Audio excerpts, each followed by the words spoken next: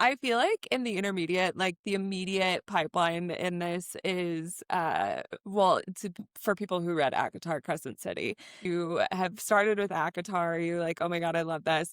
Crescent City, it feels like you're being thrown into, first of all, Zootopia, but then Yeah. second of all, you are getting thrown like actually 500 characters within the first like 20 pages. Yes. You are going to be like, where the fuck am I? What is their deal? But then once you get on board with it, it is so good. It's one of those things where you're like, oh shit, like I actually can enjoy different fantasy worlds that aren't, medieval or kind of cookie cutter. Yeah, you're like in the middle of a club with people that are also werewolves, and you're like, what? But it does, to your point, take a minute for your brain to catch up after you've just exited the entry level.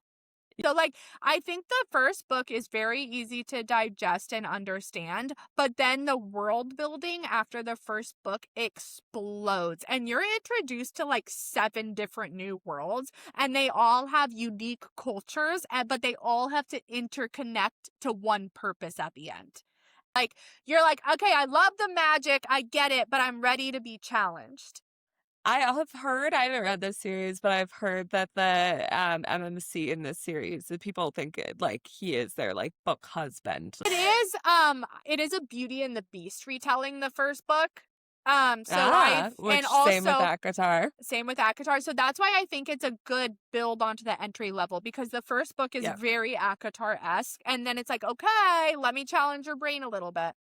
Okay. I do think like there is so much, in particular, if you loved Fourth Wing, there are so many of the like character traits that are kind of pulled through, particularly in the Ascended, that were so good. Like the MMC was giving a lot of Zayden Riorson vibes. Yeah. Like the FMC, I would say, was like the kind of like badass side of Violet, like when she's like ready to get down and dirty. Yeah.